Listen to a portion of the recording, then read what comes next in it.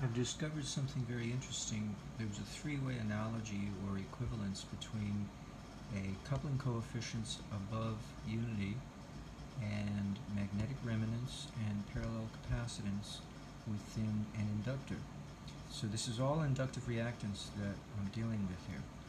Now, in Paul Falstad's simulator, I did an experiment. Guess I have to show you. You won't know what I'm talking about otherwise.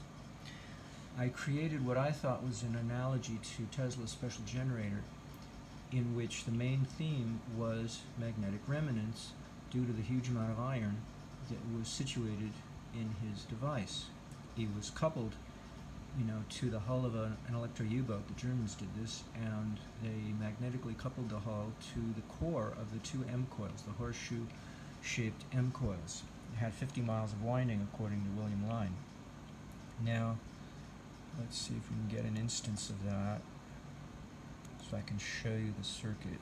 It's a very fascinating exercise in trying to discern what William Lyne was or what Tesla was referring to, according to William Lyne. We go under here, under new and revised components, and actually, what if I have it in here? Oh, I do. Okay, here it is. Tesla special generator in an EV, and that's pre-charged. The one below it is not pre-charged, and you have to get it going from a cold start. And it's under transformer, under new and revised components, and it's I have three different simulators. This one is vinyasa.info/NE, the letters NE as in negative,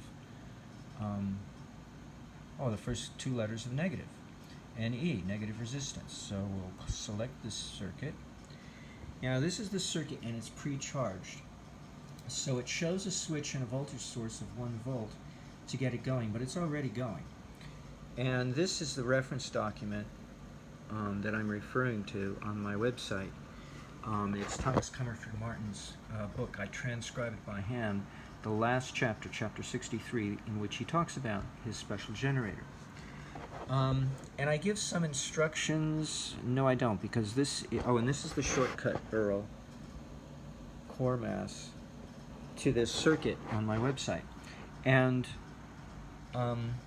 I don't give any directions on how to get this thing started, because it's already been started, and then the parameters have been altered to try to maintain the energy that has built up.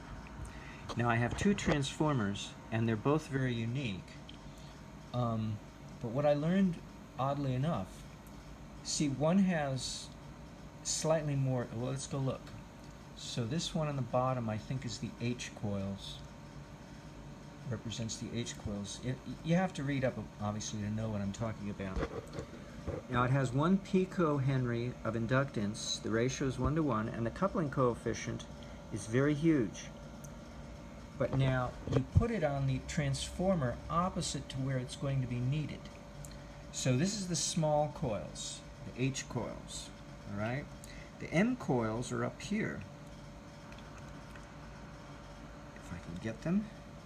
Now these coils, 100E, well, that's not E as in, scientific notation. That's E exa units. It's a scientific, you go kilo, mega, giga, tera, peta or peta, and then exa. I believe exa is above peta, and peta is above tera. So that's 100 exa units of henries, and that's a lot. Now the coupling coefficient is 1.01, so it's slightly above unity. So see how I did everything reverse. So this is the M coils with the 50 miles of winding, and yet the coupling coefficient that's way over unity is down here in the H coils. So I have to put it here to create an effect over here, because this is supposed to represent the coils that has the massive horseshoe iron cores, the two horseshoes whose feet are facing each other. The H coils are two coils on either end of a rod that reciprocates a 1/16 of an inch within the plane of the two horseshoe cord M coils that are facing each other. It's in the plane of that, but contrary to it, to this circular toroidal shape, and it's reciprocating like this. Meanwhile, the magnetic, the induction is going around in a circle like this, probably oscillating. Or it may not be. It may be going in one direction, and this breaks it periodically at 80 cycles per second. It was very precise because the piston in the middle of this in the middle of the shaft that held the H coils, and by the way, the H coils were like starter coils on a single-phase induction motor. They came in pairs on either end, counterwound. I believe they were counterwound. I'm assuming they were counterwound. They may not have been.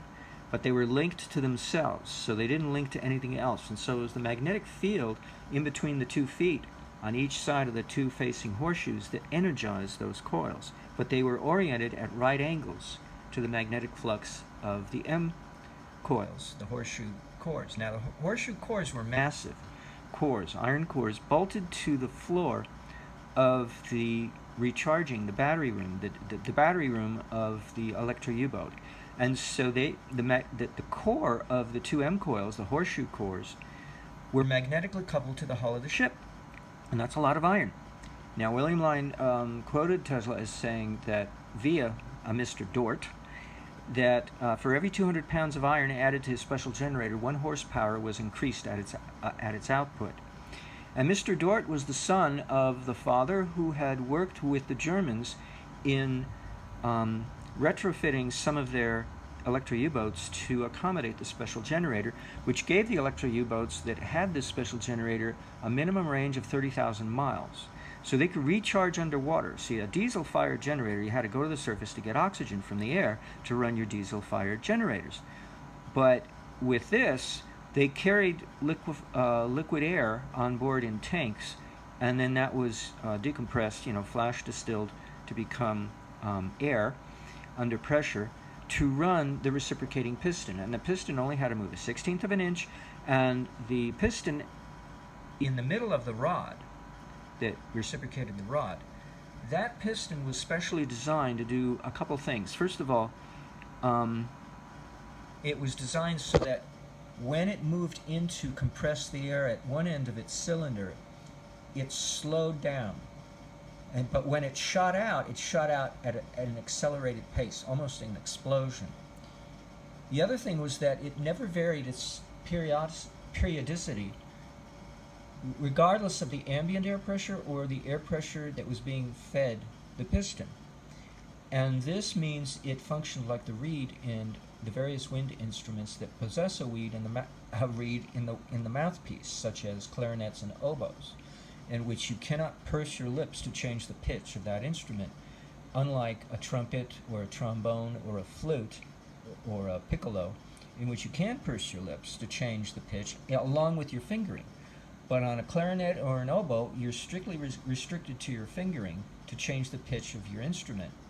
And that's how this device worked, so that it always kept to 80 cycles per second with utmost precision.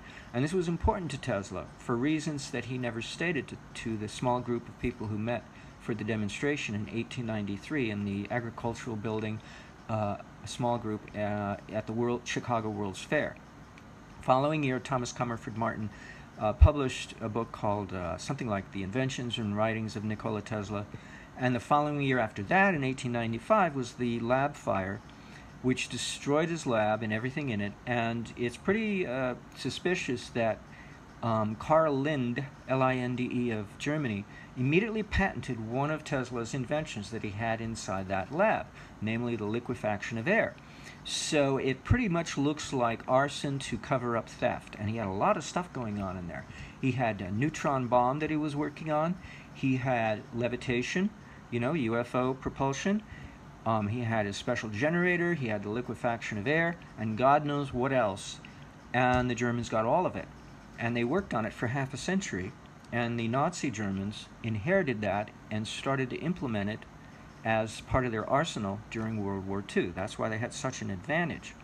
It wasn't just their gusto, and that nobody put up a fuss to... Oh, and it wasn't just the Harriman Bank, headed by Prescott Bush, the father of Bush Sr., one of our presidents, who was grandfather to Bush Jr., another one of our presidents. So it wasn't any mistake. And then the other thing, of course, Hitler really loved the assembly line efficiency of the Henry Ford model of how he, whipped out Model Ts pretty quickly. So the death camps ended up with an assembly line efficiency that garnered from Henry Ford's example. So they learned from us, they got our money from our banks, and they got Tesla's inventions, and they implemented them as quickly and as efficiently as they could. General Patton, said that if the invasion of Normandy had occurred 3 weeks later than it did, the war would have gone on much longer than it did, because they had secret assembly lines in which they were bringing out new technology, but they hadn't yet brought it out. It was still under assembly. 3 weeks more and they would have completed that, and they would have brought it out, and it would have been devastating to the war effort. They would have given them such an advantage, it was unparalleled. See, they hadn't learned yet how to put arsenal aboard their UFO craft, because they would put dynamite aboard, and immediately when they would turn on the craft to take off, it creates such a strong electrostatic field that it would self-detonate. All the ammo on board would self-detonate. So obviously that didn't work, so they had to build more craft. That took a while. And then they had to come up with the beam weaponry that they probably stole from Tesla, because that's another thing they probably stole from him, because he came up... There are stories on the internet, that say that the Tunguska event in Siberia in 1908 was a Tesla experiment, and another experiment too. And that he was experimenting with lethal, ray weaponry. And he had other stuff going on. He could turn out light. You could have a very strong light bulb in front of your face, illuminating the area, yet he could turn that light into reactive power such that the waves were totally canceled, the current and the voltage factor of that wave, and you'd literally not see a damn thing. No matter how bright that light was, you wouldn't be able to see anything. You'd be walking around in pitch darkness. So that's quite a feat, and yet it's reasonable to assume that it's possible to be done, given the fact that we know how reactive power works with regard to, I use it all the time in my simulations. Anyway, so here I tried to duplicate it, but it was one feature. The coupling coefficient, the magnetic coupling between two coils in a pair of transformers. Now, I realized this morning there are two other features that are equivalent to this action. Now, let me turn this on to show you how it works. This is, it's already been pre-charged, so you're getting a value of 200 amps, 144 volts, on each of the resistors adjacent to these coils, so that you get a readout of what the coils are experiencing, because I didn't know how else to do it. And then you got switches switching back and forth between them to maintain the situation. Now this is this version that has to maintain it. It's designed to maintain itself. The other version is the one that builds up from a cold start. And it's shortcut Earl, if I can find it. Add induct. Add induct. Now I got to get it started, so I give it a snap switch from this 1-volt battery, a little snap charge, and that gets it going. And now it's going to increase. You see the numbers going up? Femtoamps, femtovolts. It's slowly rising, and in a minute or a few seconds, and so I get my cursor off the switch, it's up to 10 seconds, and yet it's still rising. Microamps now, and microvolts. There it goes. It's rising. So you got to stop the simulation and change the parameters of the inductors in order to get it to hold at that level. But it doesn't really hold. It just holds it pretty good. It still wants to grow, but it does a pretty good stopping. But, let's stop it right now and see what the values of the inductors are. Now you see you're up to megaamps and megavolts, and that's in 19 seconds. and then we go take a look at what are these inductors. They're a little different on these transformers. So this is 250 gigahenries. It's still the same coupling coefficient. So I reduced the henries in order to get it to grow so that it wouldn't be too stable. And the lower the H coils, it's still a picohenry and it's still the same coupling coefficient. So the only thing I changed was the inductance of the M coils up here. I made them bigger in order to stabilize this thing and slow down and, relatively speaking, make it look like it stopped the growth of reactive power. And notice it's a hyperbolic going straight up. And they're going in the same direction, positive to positive, and yet it's growing anyway. So the negative power is somewhere else other than these transformer coils in order to create that growth. Otherwise it wouldn't grow. Now I learned it's usually whatever's colored red. So it looks like it's coming from these coils out here. So let's see. It can't be the resistor.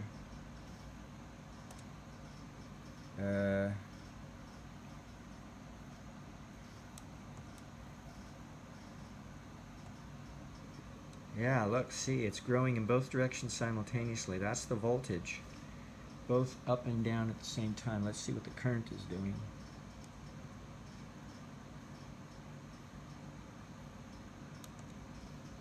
No, it's going straight up. So the current goes in one way, but the voltage is alternating in both directions. So every half cycle it's negative, and the other half cycle it's positive. Now it may be alternating with this one over here, maybe doing the opposite, so that it's growing all the time and consuming all the time. So it must be growing more than what it's consuming, or else the net advantage would not be a gain. Anyway, enough of that. Let's move on. So what I learned was that my previous attempt at doing the Amon brothers, why does it work? Because, see, in Berkeley Spice, which Microcap is a sibling of, does not allow for modifying the coupling coefficient above unity. So you have to find some other way to represent the massive amount of iron that's coupled to the large coils, which in this case is L2, 10,000 henries. The other one is the copper tubing at 1 nanohenry and has parallel capacitance inside of it, and that's how you do it. So you put the parallel capacitance in the other coil in regards to the coil that you want the strong magnetic remanence to occur in. Now, magnetic remanence is momentum. It's not the strength of flux. That comes from henries. It's the ability to remember the flux without that memory being erased. In other words, how subjective to change is it? And that's called coercivity, the ability to change the mind, so to speak, the memory of the inductance in order for it to be able to change its field characteristics, its magnetic flux characteristics. Well, if you've got a very strong magnetic remanence, the coercivity is going to be very low, not vulnerable to change or alteration to any great degree. Now, 1 farad of parallel capacitance down here creates magnetic remanence up here so that it has the ability to retain memory. Now, this overcomes a feature of Berkeley Spice family of simulators. See, what I just showed you was Paul Falstad's simulator, in which his transformer model is modeled off a different core material than Berkeley Spice core material. Berkeley Spice is current day material, which is not steel. It's meant to stop eddy currents. The minute that the phase change finishes happening, between two halves of an oscillating, alternating cycle. See, modern-day transformers are not intended to transmit or transfer from the primary to the secondary coil DC, only AC. Now, DC only transfers in between the changes that occur every half cycle, throughout that half cycle. Meanwhile, the AC only transfers during the phase transition at each half cycle, when it changes direction.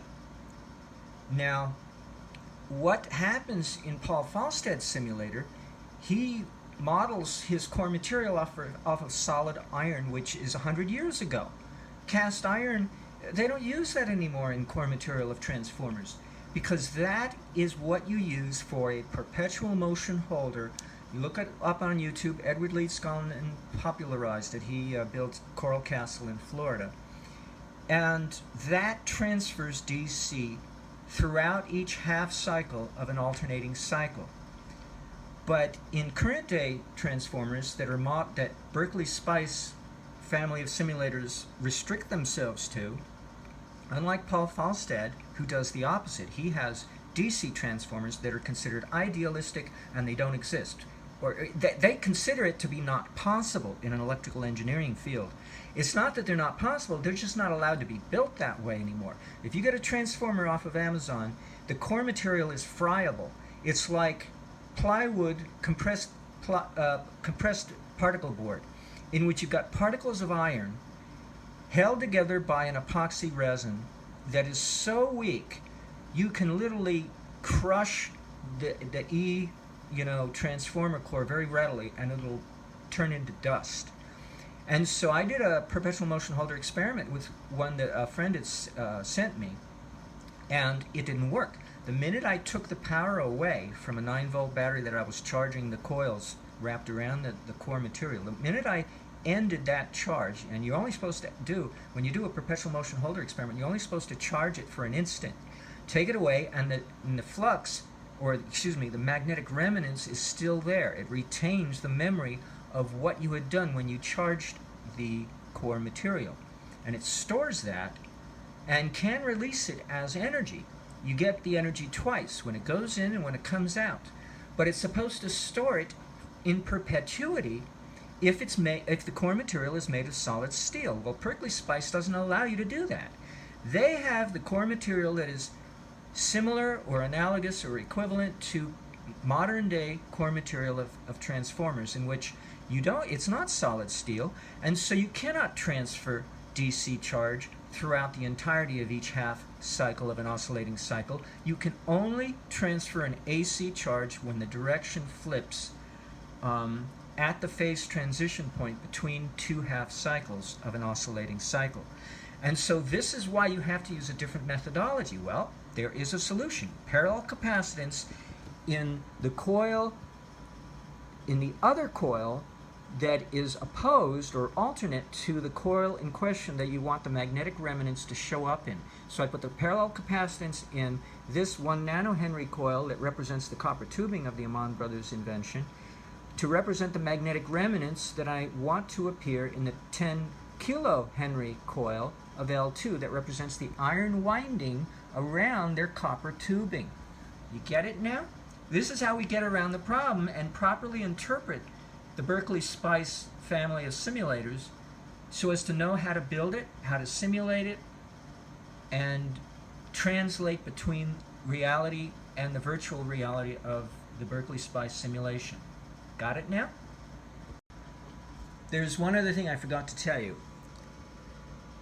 I have here two diodes that are cross-connected, cross-connecting the two terminals of this coil of wire with this one, and then I have no, actually they go straight down. I have two capacitors of 1 picofarad that are cross-connected. What that I believe represents is the fact that the polarity of this coil is opposed to the polarity of that coil. That's what I think it means. For some odd reason it works, and I think that's why the oddity, how to explain, how to interpret that cross-winding. When I had the other version of this, in which I simply had two of these coils that were 10 kilohenries each, and I had a 1 farad capacitance within each of them representing the magnetic remanence of the other 10,000 Henry coil, I didn't have to have these diodes and these capacitors cross-connected. It was much more straightforward. So either way, it seems to work. It's just a question of which way you're trying to represent. Now this is more accurate according to the Amon brothers because this represents the copper tubing. The other way, I didn't have copper tubing in the model, so I was still struggling with trying to create a simulation that represents what the Amman brothers built instead of what I'm imagining what they built. Anyway, to each his own speculation, right?